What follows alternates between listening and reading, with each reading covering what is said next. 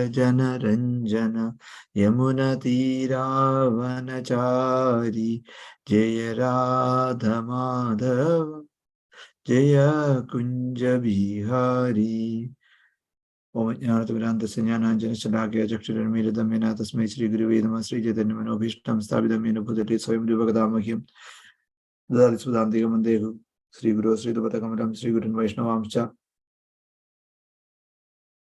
Vaishnavamscha Sri Dupamscha Adam Srinadam Sujivam Sadhutam Savadutam Brindra Sakadam Krishna Jaitanyatam Sri Radha Krishna Padan Sakana Ridashi Vishakanitam Shahi Krishna Karina Sindhu Dina Bandhu Jagatpade Gopesha Gopika Kandha Radha Kandha Tamastute Tapta Kanjana Gaurangi Radhi Vrindavini Shri Vishabhanu Sudevi Pranamami Hari Priya Vanchakalpadi Rubhishcha Kripa Sindhu Bhavja Padidana Bhavani Bhya Vaishnavi Bhyo Namo Namaji Sri Krishna Chaitanya Prabhu Nityananda Sri Adudakadadhara Shiva Sadi Guru Bhaktavanda Hare Krishna Krishna Krishna Hare Hare Ram Hare Ram Ram Ram Hare Hare.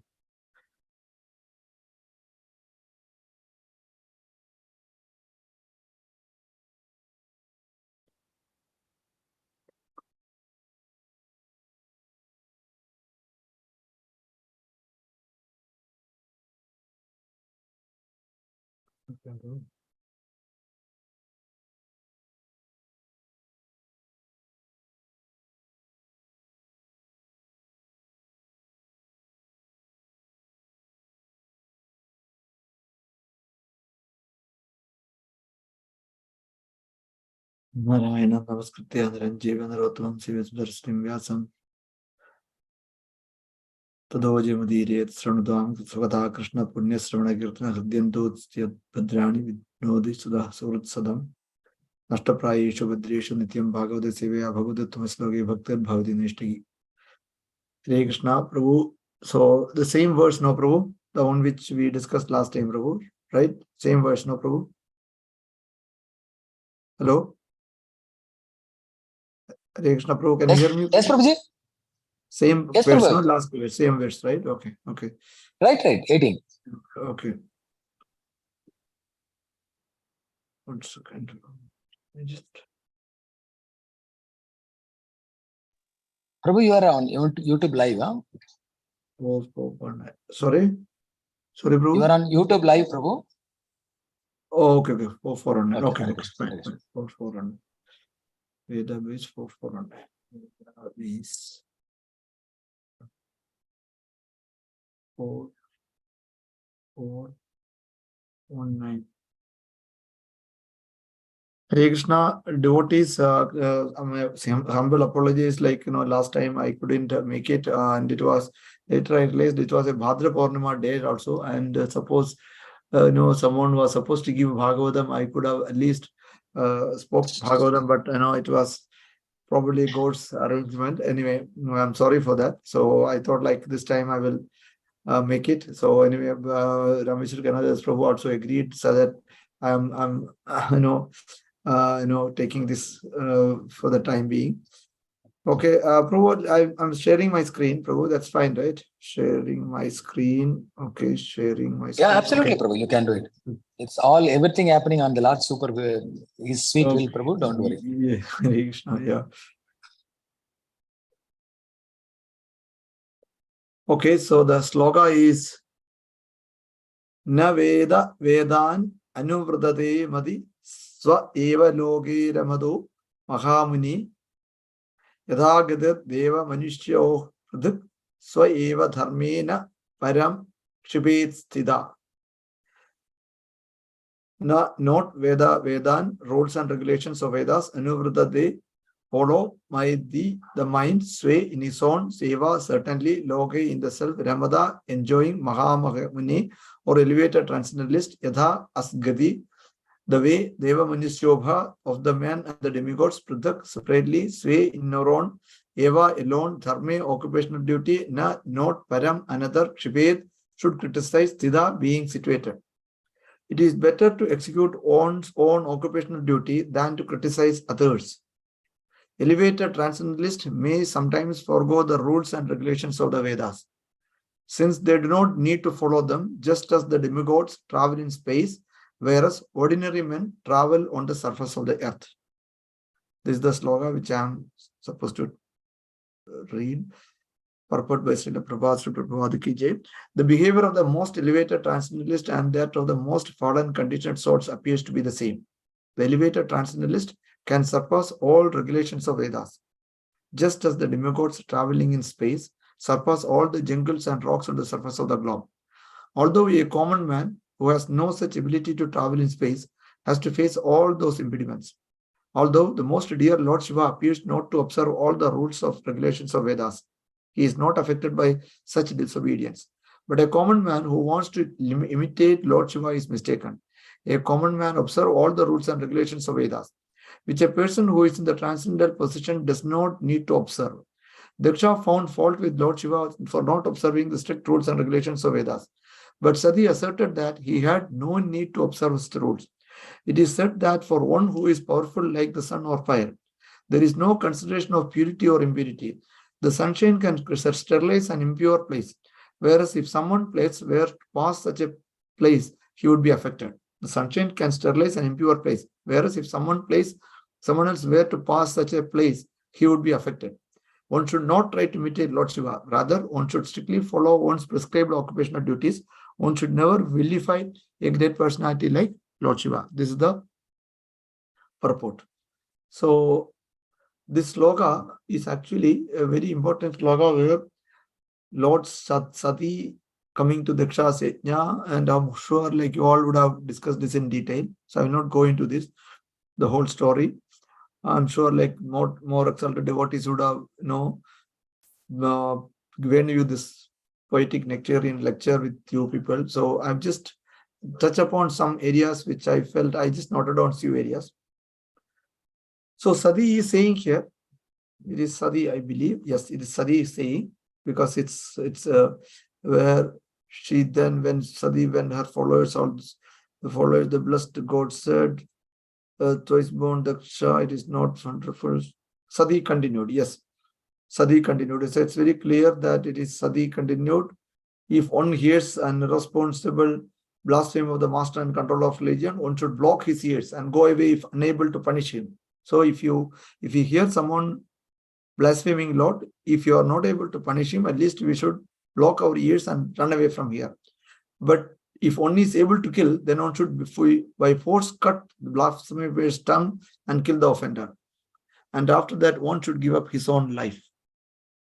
So a popular religion also says the very same thing, but they don't sell the last one. But this is what Sati, from his knowledge, from her realizations, she is telling. And Bhagavatam also places these words here. So we have to understand that unless if Sati is not knowledgeable enough or Sati is not correct, then Bhagavatam would not have narrated it here. Therefore, I shall no longer bear with this unworthy body which has been received from you, but who have blasphemed Lord Shiva. If someone has taken food which is poisonous, the best treatment is to vomit. So then she is saying it is better to execute one's own occupational duty than to criticize others. So this is a very big problem here in everybody's life. What is one's occupational duty? In one of our Bhakti Shastri lecture, and actually this is a very, very, very, in Shakespeare's novels, there is a place, very, very famous quote, to be or not to be is the question. They I don't know which Macbeth or something, they always quote this. And in every person's life, this situation arises, where you are actually tussled between, that the actual duty is this, but for many other reasons, for many other convenience or luxury or materialistic affairs, we are unable to do that. But we wanted to do that. We wanted to go do as per occupational duty or dharma, but we will not be able to do the other one. It can be even small instances like where a sugar candy, we know that it cannot be. Me as a diabetic person, I should not eat it, but I'm forced to. I'm tempted to eat it. From that situation to very drastic, life-changing situations. I'm sure everybody of us would have gone through this. Accepting a job or accepting a place, accepting a company's offer, a contract which actually is in a way illegal, but you have no choice, but you are in a place where then we will try to find excuses there. We'll try to find an excuse saying that no, it's my occupational duty. That's why I can manage it. Shouldn't be worried, etc., etc. And then we go with the wrong way, even though we know that duty is something else. So everybody's life is actually puzzled with this sort of situation where to choose from right or wrong is one very simple way of doing it, but it's what is occupational duty and the other type of duties also. So I will come to that part actually. So here she is saying also on occupational duty than to criticize others. So there are 2-3 aspects here. One where she is saying I can criticize Daksha, but actually instead of that I have to do my duty. What should I do? As per the earlier sentence, she should cut the others her head and run away from and end her life also. So can someone go to that level of occupational duty? Elevated transcendentalists may sometimes forego the rules and regulations of the Vedas, since they do not need to follow them. Not for us. Such an elevated people, the moment we get polished with our karmas, like our karmas make us like a place where it is like because of the polishedness, you don't need to do more karma. You don't need to more sadhana, or you don't need to follow the regular regulations of Vedas. When you reach that such exalted level, then transcendentalists sometimes only forgo the rules and regulations of Vedas. This is an appearance from a normal person's life. When we look at, why he also forgo the rules and regulations of Vedas? Can I do it? No. He is in a very different transcendentalist position. Since they do not need to follow them, just as the demigods travel in space where ordinary men travel on the surface of the earth. Can we think that we also wanted to fly around? No, it cannot be possible. We cannot drive. Demigods traveling means if you also try that, we will be in the ground, right? So that's not something which everybody can do. That has been reached because of probably millions and millions of pious activities and reasons what is only Lord and his karma tattva knows, that he has been given a wings or whatever, the ability or skill, whatever to reach to do that. That's something which we don't know. So similarly, if we also try to imitate that, it won't work out. So everyone has to do their own occupational duty. So this is what basically the sloga says. Now let's go a little bit into deep of it. The behavior of the most elevated transcendentalists and the most fallen conditioned souls appears to be the same. There's a word in today I was writing Bhakti Shastri exam, and there was a word by Vidura saying to Maitreya, people who are extremely intelligent, transcendentalists, they are fine because they are with their intelligence they can realize the Lord whatever. People who are most fallen souls, who have no intelligence at all, they also get elevated by knowledge, by Lord, because they have nothing, they have no intelligence. It is very easy for them to surrender because of their humility and no intelligence. They have no reason to look at anything. So the only option is God. So naturally they will get liberated. They'll get survive, or what they will get Lord adopt. But the people in middle are very difficult for them. So we are such a category. People who are not at high transcendence, we are not completely non-intelligent. We have God has blessed us with some intelligence. So the people in middle is a big problem for the people. And Vidura says the same sentence to Maitreya. So please tell me, then that's what Vidura asked Maitreya. So it's for that category of people is what Vidura asked questions to Maitreya. He asked so many questions like, even if everybody knows materialist world and will not solve any problem, but still they are trying to engage into this. Again they get paid, again they get engaged, but even then this is happening. Why? So these sort of questions probably Vidura knows answer, but he still is asking this question for the sake of the middle category people. So here Prabhupada saying the behavior of the most elevated transcendentalists and that for the most fallen conditioned souls appears to be the same. I used to think like the people who are with mental disability, or people with kids with special, what I say now, a new word has come derived. They say differently abled person. So these people, maybe in their inner heart, they may be extremely happy than us.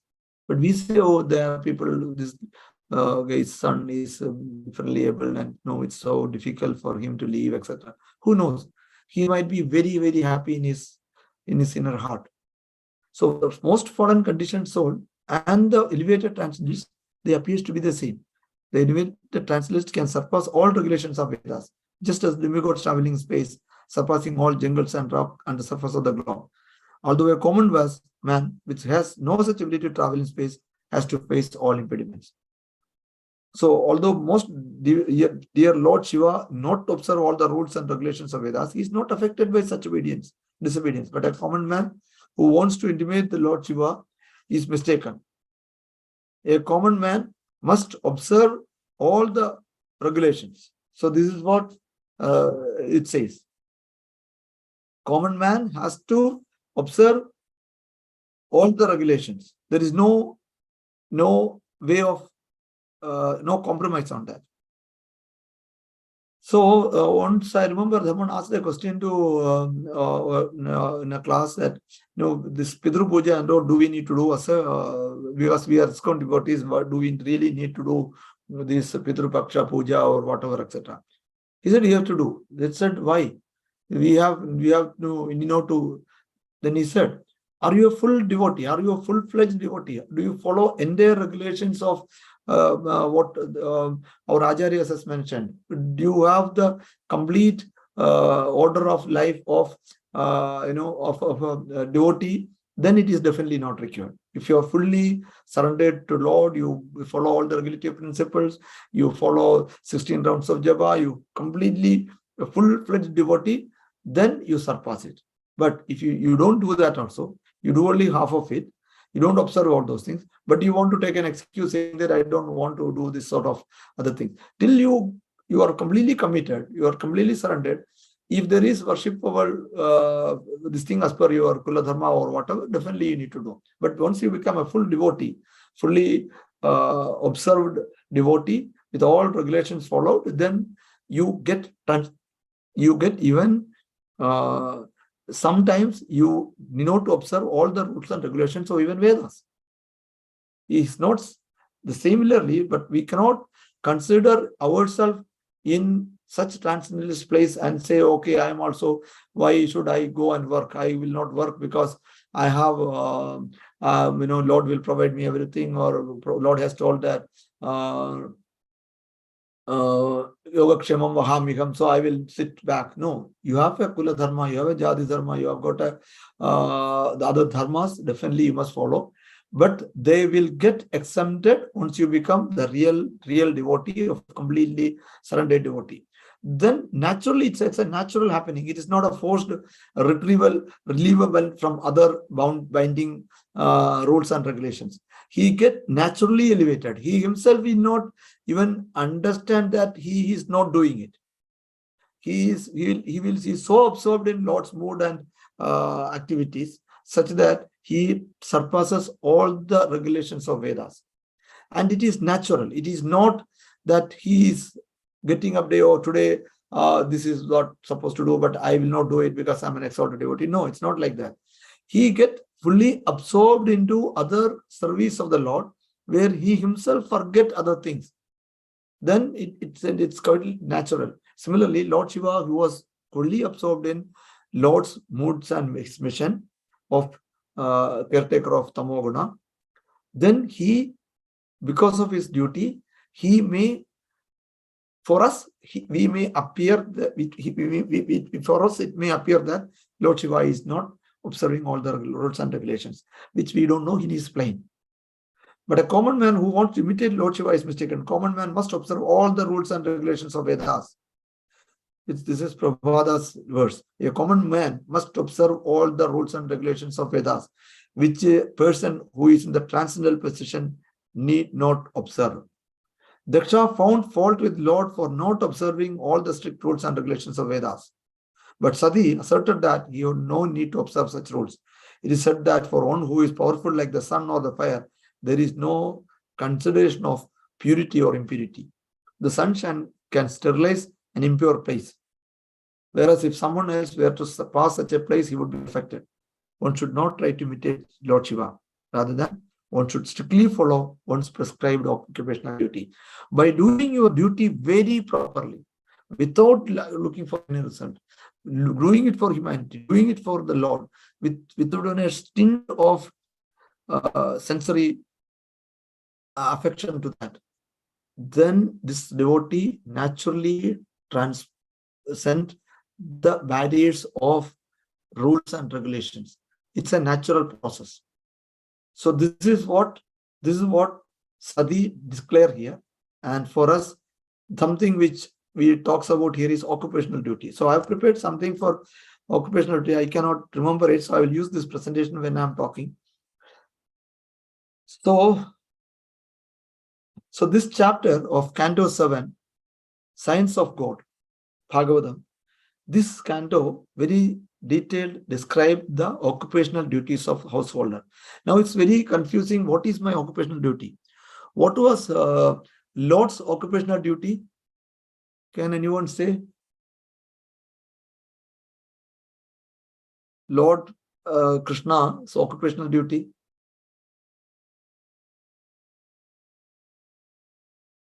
The way I understand is cowherd, sir. Cowherd, initially. Yeah. Krishi, Goraksha, Vanidya. This is all the three things which he himself says in Gita.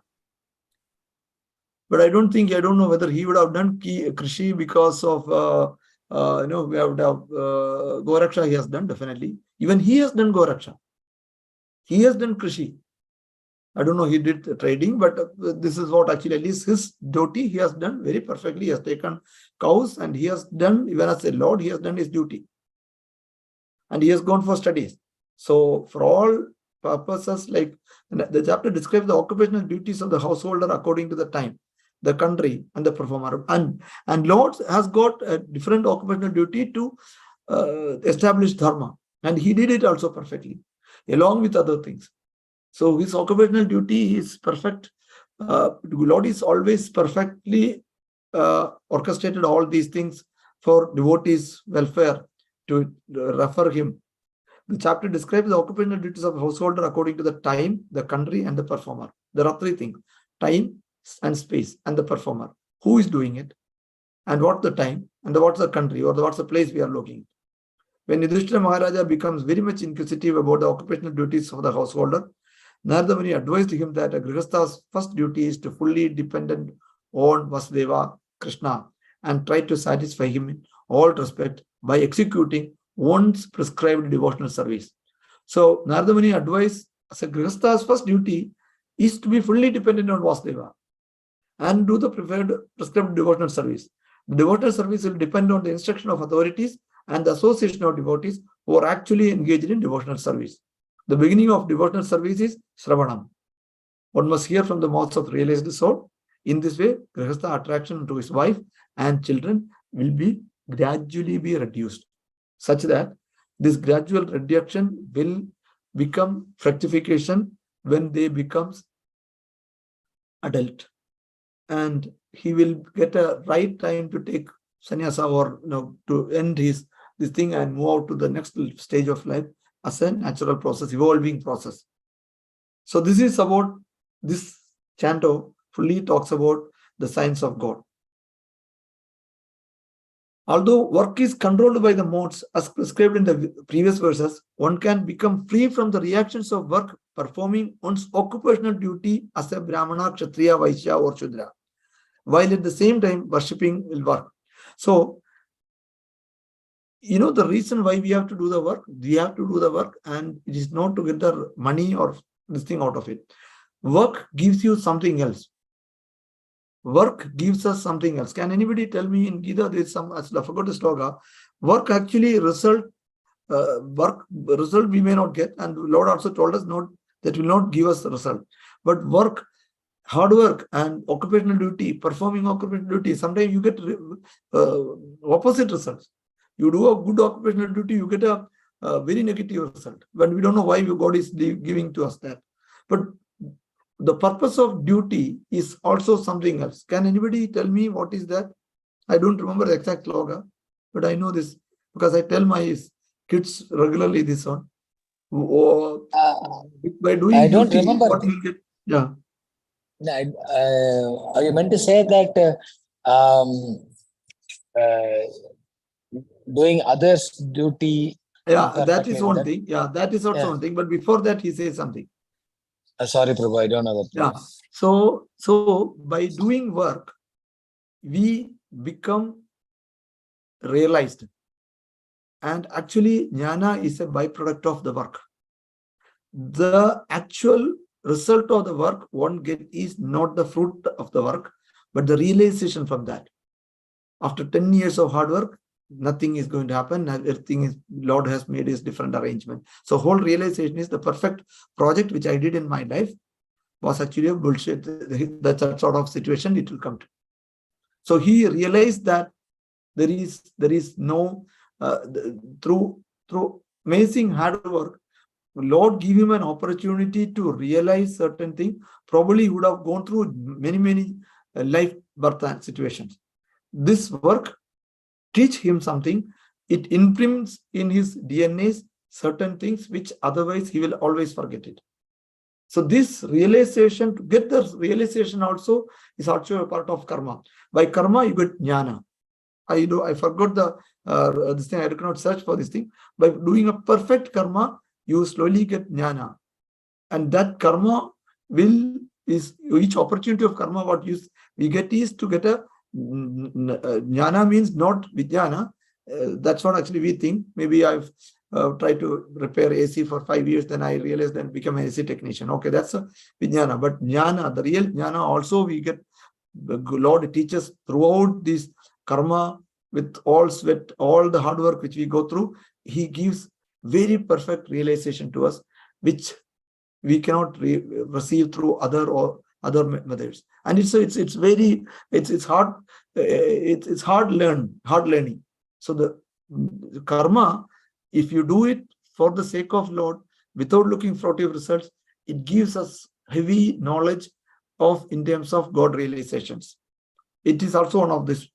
So although the all work is controlled by the modes, as described in the previous verses, one can become free from reactions of work by performing one's own occupational duty.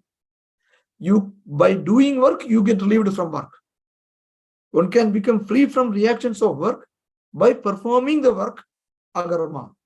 The agarmas will make you relieved. You're doing agarma, which is actually it's actually a work, but actually by doing that you get relieved from the work reactions. And what is that work? It depends upon your varnasrama dharma, brahmana, kshatriya, vaishya, shudra. But again, it's only not varna, asrama also. Varna, asrama. Varna cannot be a Brahmin boy and a kshatriya youth are different. Or Brahmin boy, Brahmin grihastha is these two are two different stages.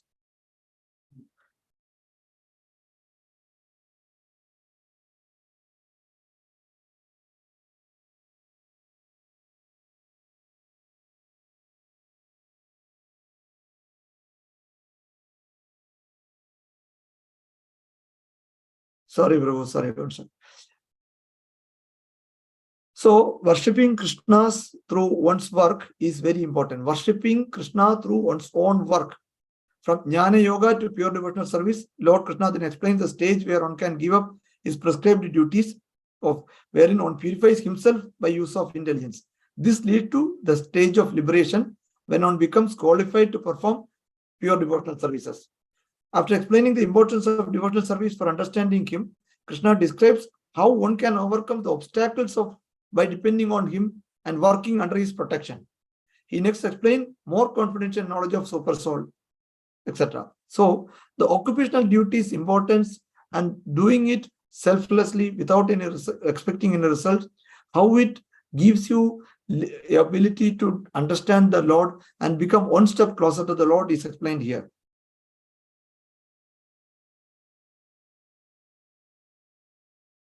Krishna begins a summary of all of he has previously spoken by reiterating the prescription that Arjuna renounced the fruit of work, not work itself. verses 1 to 12 are summary of the first 6 chapters of Bhagavad Gita. Yeah.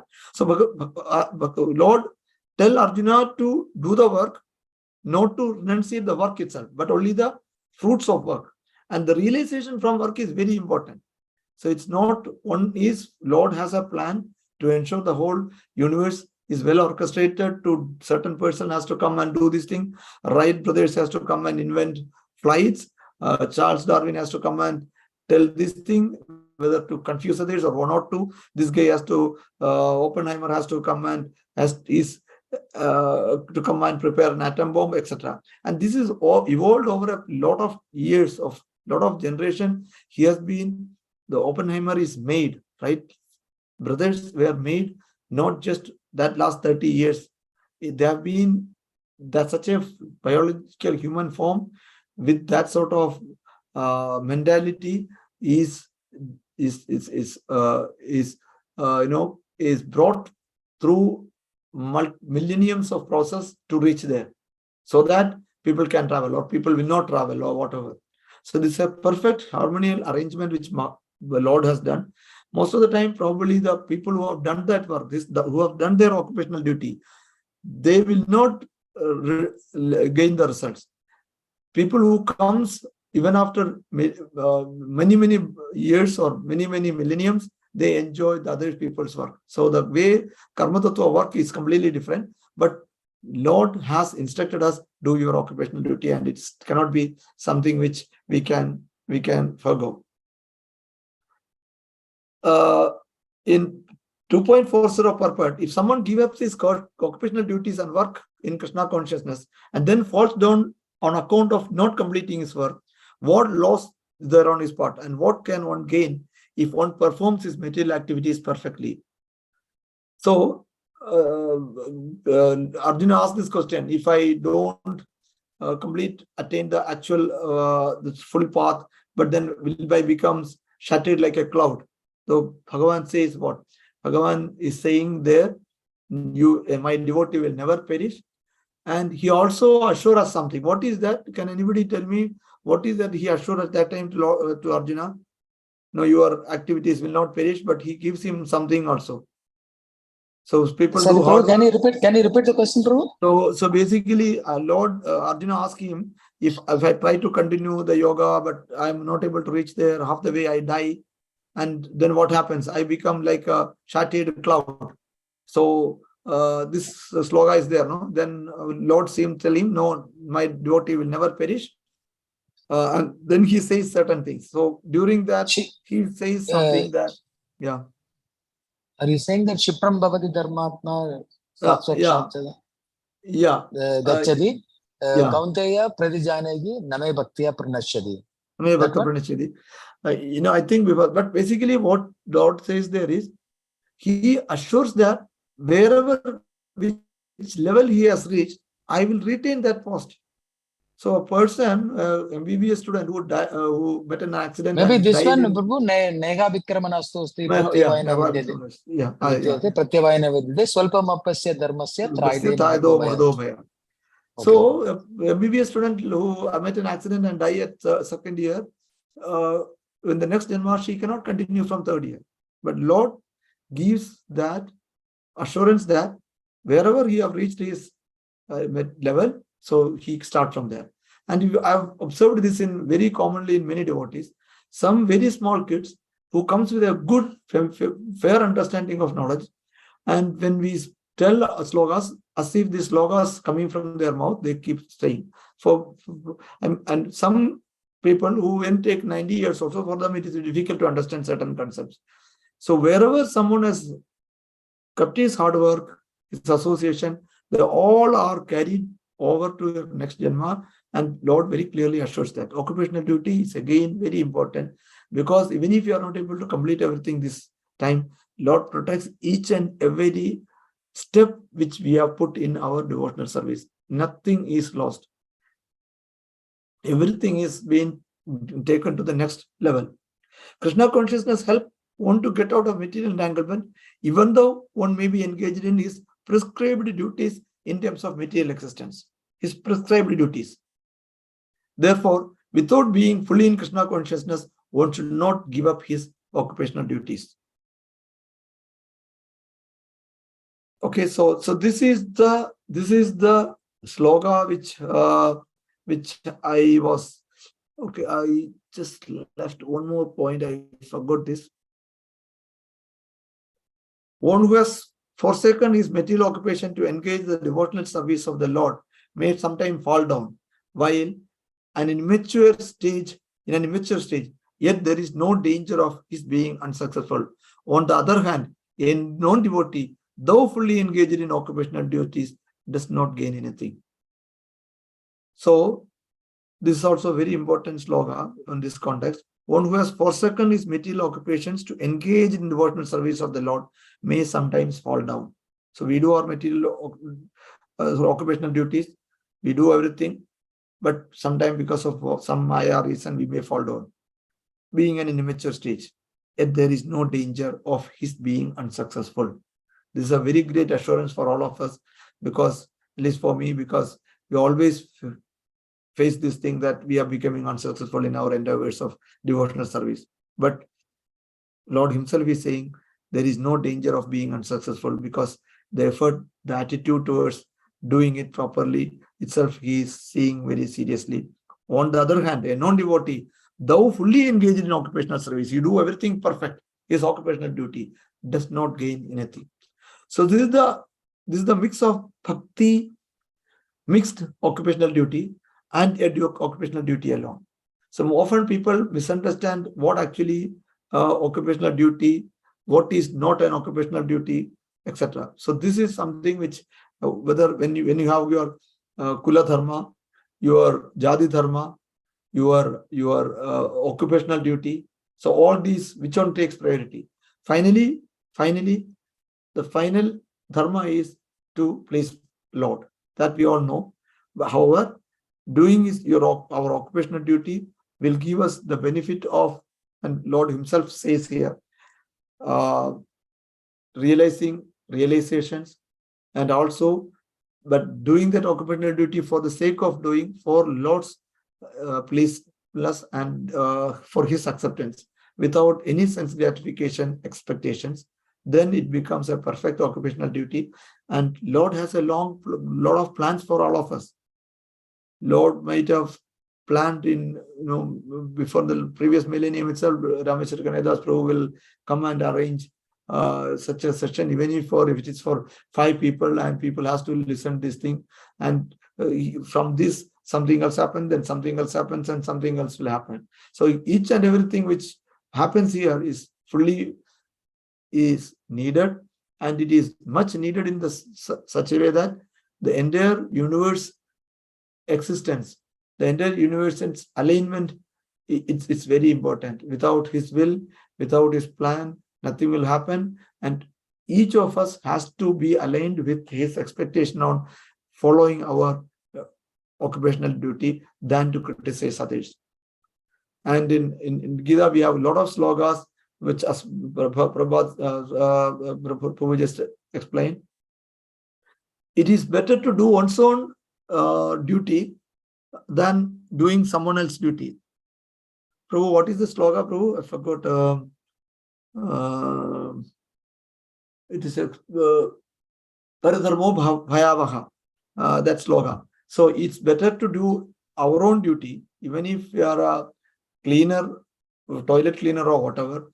Doing his perfect duty perfectly is better than doing the supervisor's job. We always have this problem in our life, that we always compare our life and situations with others and try to move forward materially also. So because if everyone don't do their prescribed duty, the problem is for Lord, because Lord has come to send us here or expecting us to do certain activities, even if in a direct way we may not feel that it is not conductive for devotional practice, but some way or other it actually will benefit for Lord's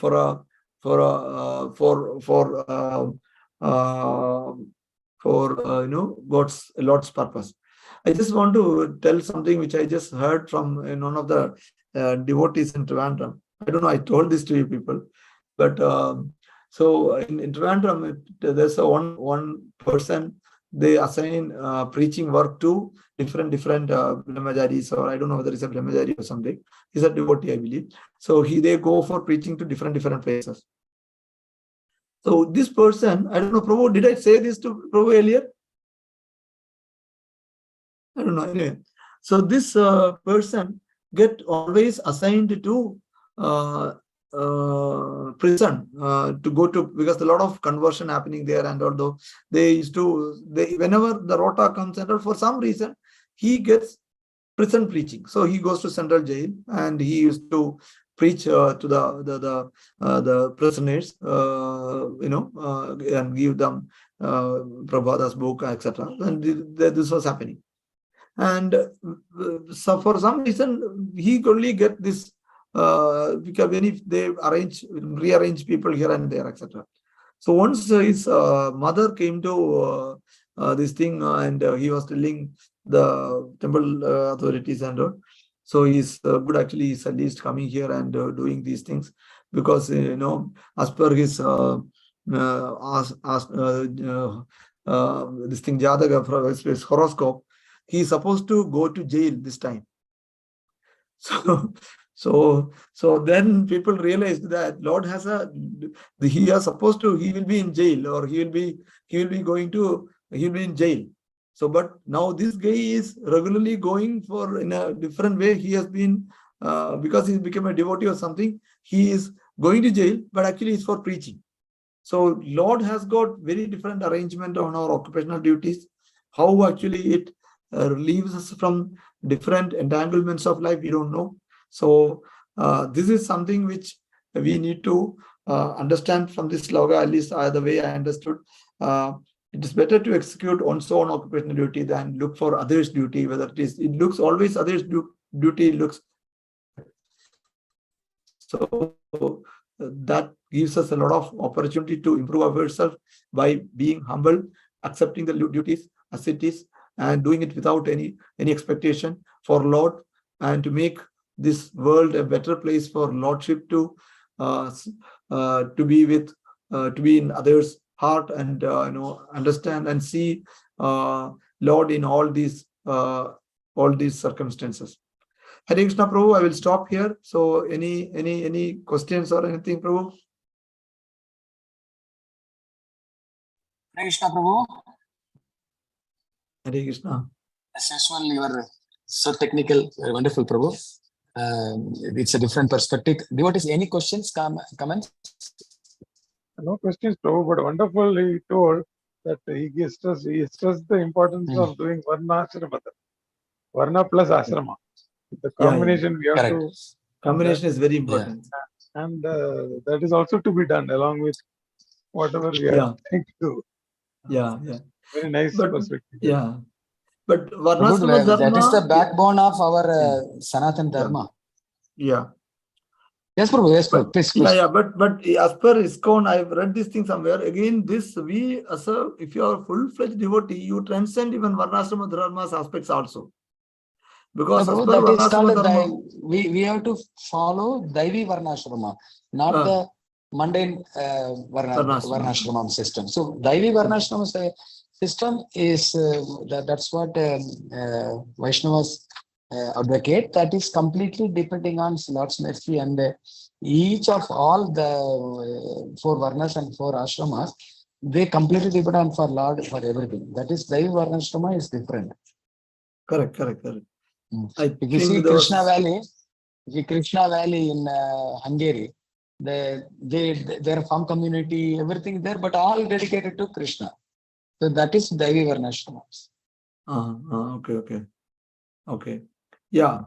So there was a question today in Bhakti Shastri exam also related to this. I forgot actually what it was, but actually I remember there was something related to this, both the Daivi Varnashrama and the other one.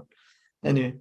Yeah, but otherwise, Varna plus Ashrama is very important. It's so a Brahmin boy and Brahmin Grihastha is very different. A Kshatriya boy and probably a Vaishya Shudra Grihastha in their positions, this guy may be up and low. So it's depends upon which asrama he is also.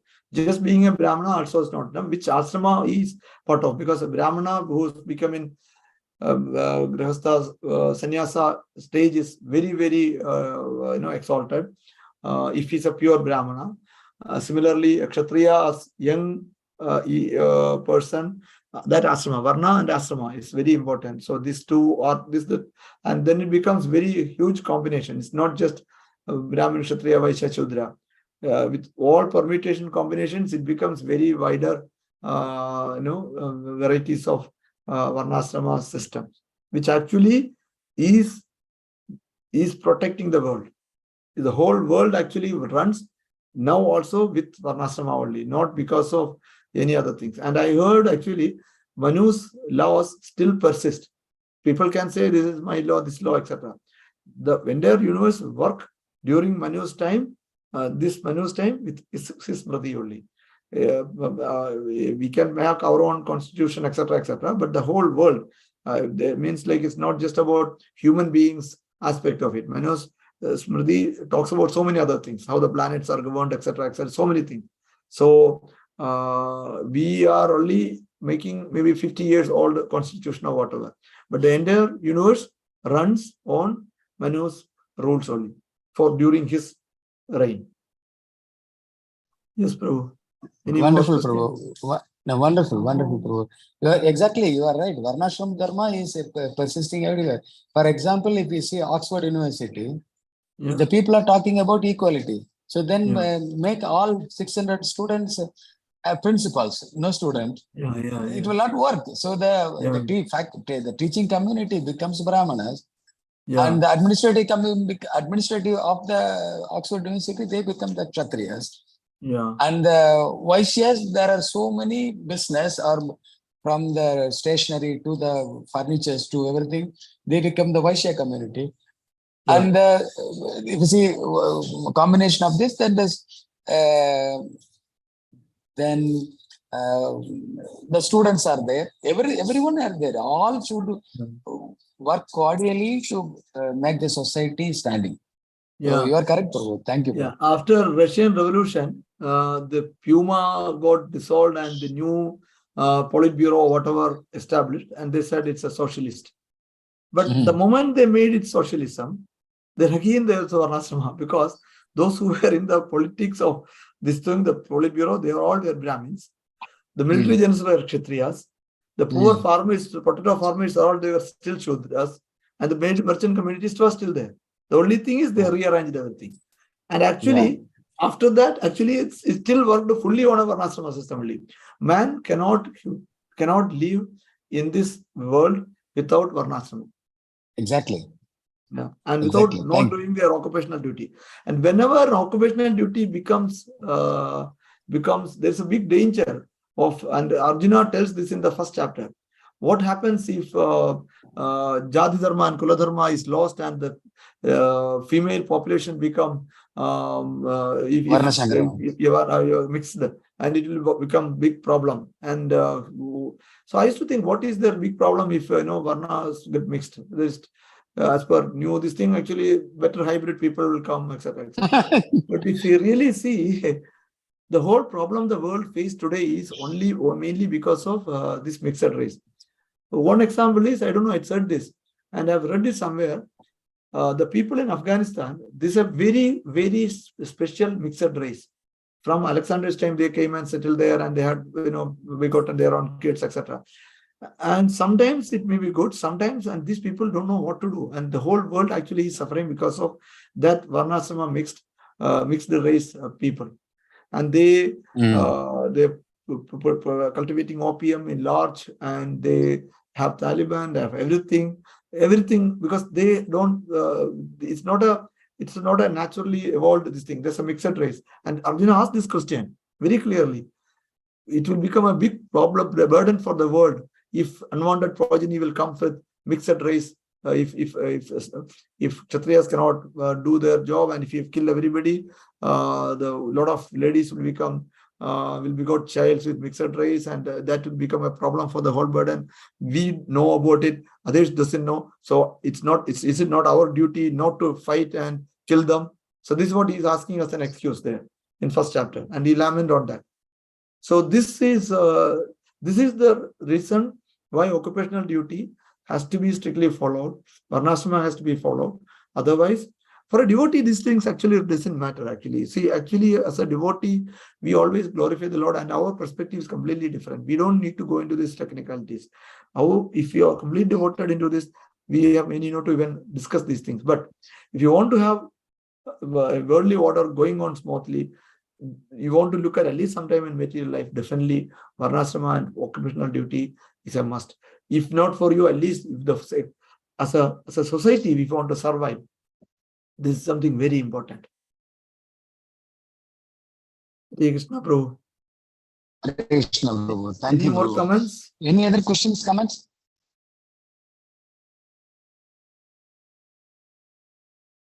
I think everyone is okay, Prabhu. Okay, Prabhu. Hare Krishna. We'll stop here, Prabhu.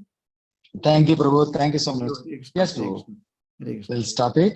Vancha Okay. kalpata rupescha kripa sindhubhyeva cha paditanam pavanebhyo Vaishnavibhyo namo namaha. Ananda Kodi Vaishnava Vrinda ki Jai.